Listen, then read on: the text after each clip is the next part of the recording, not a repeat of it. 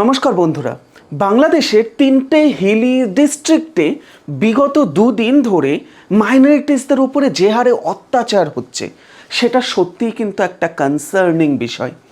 এই ক্ষেত্রে আমরা দেখতে পাচ্ছি এই যে সাম্প্রদায়িক দাঙ্গা, যেখানে ইসলাম সম্প্রদায়ের ব্যক্তিরা বুদ্ধিস্ট এবং হিন্দু যে বিভিন্ন শপস আছে, এই মুহূর্তে পাওয়া আমার কাছে খবর অনুযায়ী অ্যাটলিস্ট 300টা এরকম দোকান আছে যেটা ভাঙা হয়েছে, এবং তার পাশাপাশি বহু ব্যক্তিকে কিন্তু ভারতের বর্ডারের দিকে পালিয়ে আসতে হয়েছে, এবং তার সাথে সাথে 3জন অফিসিয়ালি মারা গিয়েছে এবং আনঅফিসিয়ালি এর সংখ্যা 17। তো এই যে ঘটনা, এই ঘটনাকে বহু আমরা লক্ষ্য করতে পারছি। ছেলে মেয়ে বলছে এটা ভারতের ষড়যন্ত্র, এটা রয়ের ষড়যন্ত্র।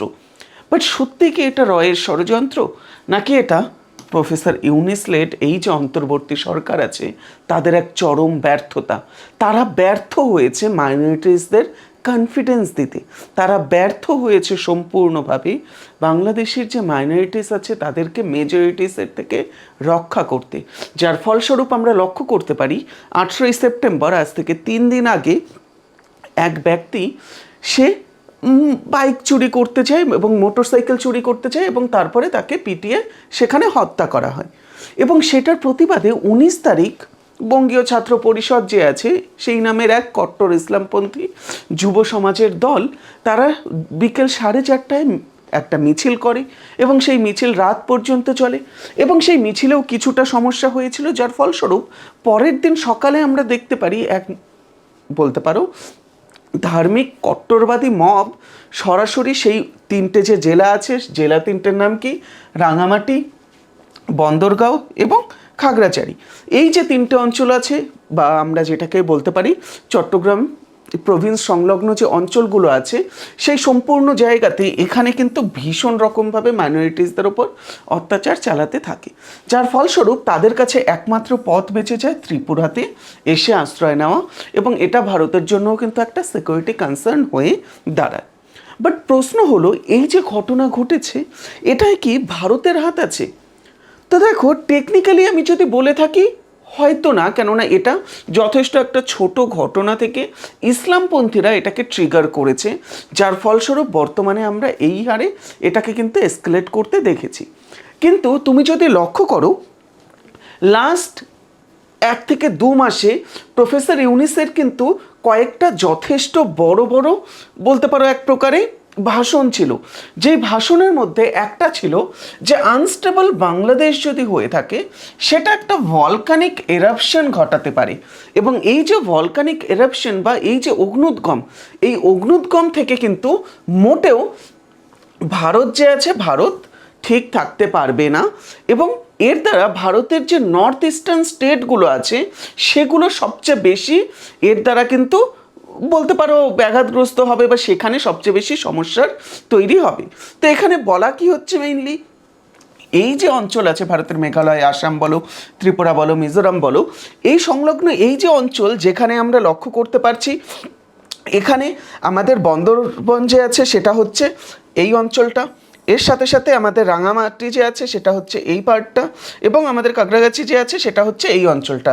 এই সবগুলো ভারত সংলগ্ন কিন্তু অঞ্চল, এবং এই অঞ্চলে এই যে সমস্যা তৈরি হচ্ছে সেটা কিন্তু এই যে ভারতের একটা বড় সমস্যা, যে ভারতের নর্থ ইস্টার্ন অঞ্চলগুলোর সরাসরি কোনো সমুদ্র পথের সাথে অ্যাক্সেস নেই, সেটার জন্য একটা ক্রুশিয়াল কিন্তু পথ হয়ে উঠতে পারে। এবং এই ক্ষেত্রে যদি এই অঞ্চলে স্বাভাবিকভাবে কোনো বড়, বালুচিস্তান, পাকিস্তানের ক্ষেত্রে বালুচিস্তানে যেরকমভাবে বর্তমানে আমরা লক্ষ্য করতে পারছি বালুচিস্তান লিবারেশন অর্গানাইজেশন দ্বারা বড় হারে একটা আর্মি এবং সেখানকার যে সরকার আছে তাদের এগেইনস্টে একটা মুভমেন্ট চলছে, সেরকম মুভমেন্ট যদি এখানে এই যে হিন্দু মেজরিটি বা মেজরিটি অঞ্চলে যদি গড়ে ওঠে, এটা কিন্তু ভারতের জন্য টেকনিক্যালি যথেষ্ট ভালো হবে। কেননা এই ঘটনা কিন্তু ভারতকে তার নর্থ ইস্টের হিসেবে বাংলাদেশের বর্তমান প্রফেসর ইউনূসের সরকারকে একটা রিমাইন্ডার দেবে যে তুমি নর্থ ইস্ট নিয়ে একদম বেশি কথা বলো না। এই যে চিকেন স্নেক দেখতে পাচ্ছ, এটা হতে পারে এখানে নেপাল, এখানে বাংলাদেশ, তার মাঝে আমাদের এই চোপড়া করিডোর যথেষ্ট ছোট, বাট তার মানে এটা মোটেও নয় যে আমাদের কাছে অন্য কোনো পথ নেই। তোমরা যদি এই দিকে চোখ বাড়াও এবং আমাদের নর্থ ইস্টকে আনস্টেবল করার চেষ্টা করো, আমরা তোমাদের এই যে হিলি ডিস্ট্রিক্টগুলো আছে সেটাকে তোমাদের থেকে কেড়ে নিয়ে এদিক থেকে আমাদের পথ নিয়ে নেব। অর্থাৎ সহজ ভাবায় ডিপ্লোমেসিতে এটাই চলে। এখানে এটা রিমাইন্ডার একটা যে একটু শান্ত থাকো এবং তোমার এই যে বিভিন্ন মন্ত্রীরা আছে তারা যে অশান্ত হয়ে উঠছে তাদেরকে ভারত বিরোধী হওয়া থেকে আটকাও। এটা একটা যথেষ্ট বড় কিন্তু বিষয় হতে পারে। বাট যেটাই হোক না কেন, অবশ্যই কিন্তু বাংলাদেশ গভর্নমেন্ট যে আছে তাদেরকে এই মুহূর্তেই যে কোনো রকমের সম্পূর্ণ যে এখানে এসকেলেশন আছে সেটাকে আটকাতে হবে। এবং আটকানোর এটা কেন দরকার, কেননা এই অঞ্চলের পাশেই থাকা ত্রিপুরা এবং মিজোরামে এটা কিন্তু যথেষ্ট বেশি সমস্যা ক্রিয়েট করছে এবং সেখানে বহু হিন্দু এবং বৌদ্ধ ধর্মাবলম্বী ব্যক্তিরা গিয়ে আশ্রয় নিচ্ছে, যেটা ভারতের সেনাদের জন্য মোটেও কিন্তু খুব ভালো একটা বিষয় নয়। কেননা তারা এখানে সাধারণ জনগণকে ট্যাকেল করছে। তাদের কাজ হলো মিলিটারিকে ট্যাকেল করা, সাধারণ জনগণকে নয়। তাই অস্ত্র নিয়ে কখনোই সাধারণ জনগণকে ট্যাকেল করা যায় না।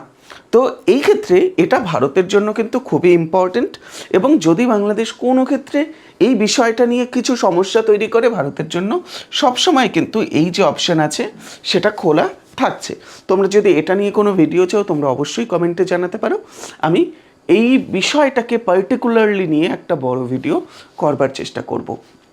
বাকি অবশ্যই এটা একটা রিমাইন্ডার হিসেবে দেখতে পারো। এবং তোমরা যদি বলো এখানে ভারত সরাসরি ইনভেড করতে পারে কিনা, আমি এক কথায় যদি এটার উত্তর দিই বলবো কখনো না।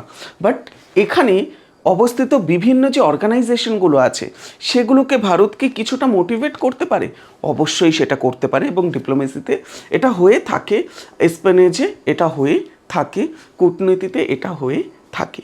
এটা নিয়ে কোনো দ্বিমত নেই। এবং বাংলাদেশও পশ্চিমবঙ্গে কী করছে সেটা আমাদের সকলের জানা। তো যদি এই সেশনটা ভালো লাগে অবশ্যই লাইক করে দেবে এবং তোমার বন্ধুদের সাথে শেয়ার করতে পারো। ধন্যবাদ।